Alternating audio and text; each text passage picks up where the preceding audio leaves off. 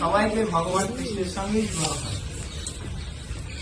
শ্রীমতী রাধারানীর ভান্ডির বনে আমার গোবিন্দের সঙ্গে বিবাহ হয়েছে। কোথায়? ভান্ডির বন, যেখানে সাক্ষাৎ দেবা সৃষ্টিকর্তা ব্রহ্মা, এই ব্রহ্মদেব এসে ভগবানের বিবাহ সম্পূর্ণ করেছে। কিন্তু এটা হচ্ছে লৌকিক হিসেবে। আর বলেছিলেন, প্রভু বলেছিলেন যে দেখো, তুমি পুরুষ রূপে দেহ পেলেও তোমার মধ্যে কামভাব থাকবে না, তোমার মধ্যে কামভাবটা থাকবে না। তো এইভাবে রাধারানীকেই পেয়েছিলেন, রাধারানীকে সেবা করেছিলেন। যদিও জড়জাগতিক অর্ধাঙ্গিনী রূপে পেয়েছেন, আসলেই তা ব্যাপারটা সেরকম। একদিন মাত্র শ্রীমতী রাধারানী রন্ধন করে আইন ঘোষকে খাইয়েছিলেন, মাত্র একদিন। আর শ্রীমতী রাধারানী প্রত্যেক দিন নন্দ ভুবনে গিয়ে সকাল 7টার মধ্যে রন্ধন কার্য সমাপন করত সখীদের জন্য, আমার গোবিন্দের জন্য।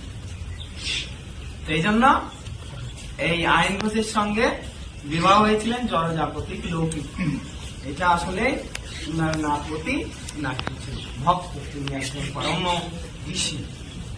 তাই তিনি এই যুগে এইভাবে রাধারানী ভগবান বা আদেশ দিয়েছেন বা বাক্য দিয়েছেন, এটা রক্ষার্থে তাকে দিয়েছেন, সেবা করেছেন যথাযথভাবে শ্রীমতী রাধারানী।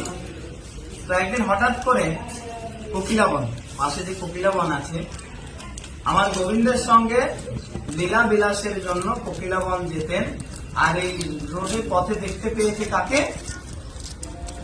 রাধারানীকে, জটিল কুকিলা, মানে আইন ঘোষের বোন, নাম।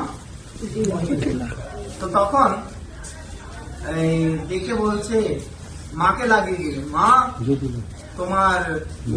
তোমার বৌমা কোথায় গেছে?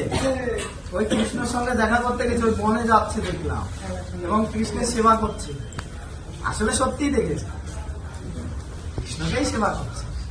কিন্তু এসে যখন বললেন জটিলাকে, জটিলা ছেলেকে বললেন, এবার ছেলে ছিলেন মা কালীর ভক্ত, অর্থাৎ এই আইন ঘোষ ছিলেন কালী মায়ের ভক্ত।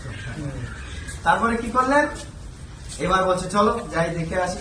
এবার নিয়ে গেছে, যাই দেখেন যে সত্যি সেখানে সেবা করছে, কিন্তু সেখানে কৃষ্ণ নয়, সেখানে শ্যামা কালী সাধন করে দাঁড়িয়ে আছেন। আমার গোবিন্দ বংশী নয়, কালী রূপ ধারণ করে দাঁড়াবে।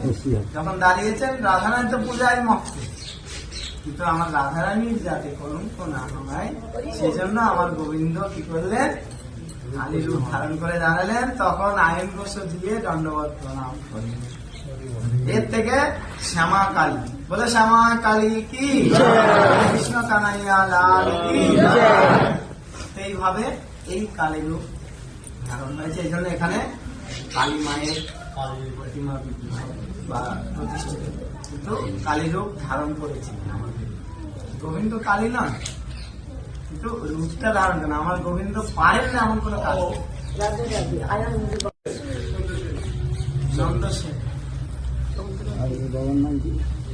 তো আমরা আজকে এখানে এই স্থানে আসছি সবাই মিলে ঠাকুরকে